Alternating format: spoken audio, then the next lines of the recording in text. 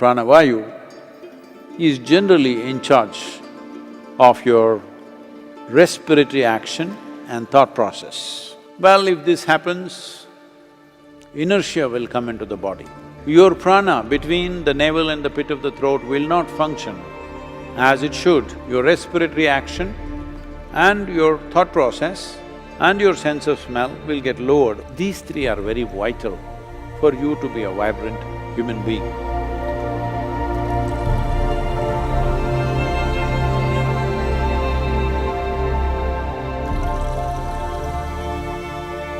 See, there are various movements within the body, as each individual may know this to some extent. If you're a doctor, you think in terms of blood flowing and others,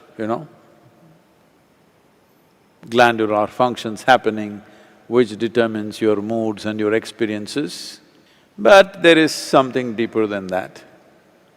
That is, first thing is, the movement of energy, the movement of different vayus in the system, there should be no blockages. So there are vital passages within the body, particularly in the head region. If these passages are blocked, keeping yourself up in an exuberant way is a great effort. So it's in this context we will spend the next 5 full moons looking at the mechanics of what makes a human being joyful and exuberant.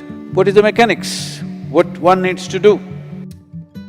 The word vayu literally means that which moves, generally referred to the air. Right now here, the air is moving with force, you can't miss it. It's moving a lot of things along with it. So this aspect which we refer to as vayu is that which moves, it's also an element. Within the body, in a fundamental way, it manifests as 5 basic vayus. Well, if you want to understand it a little more profoundly, it becomes 10. If you want to know every intricacy about it, it becomes 84. But they're too subtle. You will have to spend lifetimes of focus to figure these things out. Generally, if you get the 5 vayus in place and on, the other things will naturally fire up and function by themselves. What these vayus means is, because they move everything in the system. Your digestive fires, if they have to move, these panchavayus are needed. Circulation must happen, nutrients must spread across the body, wastes have to be removed from the cellular level. For everything to happen, you need movement.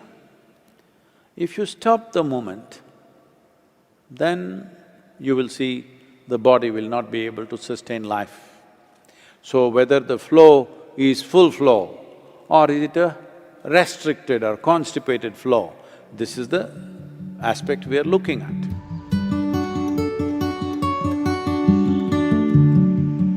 To breathe in the right way, if you watch a child, you would see if a child is asleep, you will see child breathes in such a way, the breath is largely between pit of the throat to the navel. He doesn't expand the lower belly, he just here and here, not this. Some adults might have developed the habit of breathing through the entire belly. Well, if this happens, inertia will come into the body.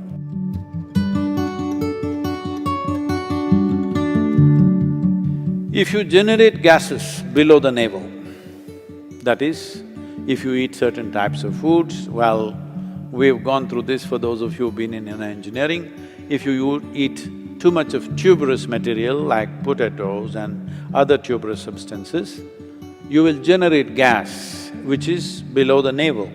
Once you generate gas there, your prana between the navel and the pit of the throat will not function as it should, and the dynamism levels in your system will go down. This is one reason those who wish to meditate, those who are students and those who need to focus their mind and stay awake for long periods of time, they should not eat those substances.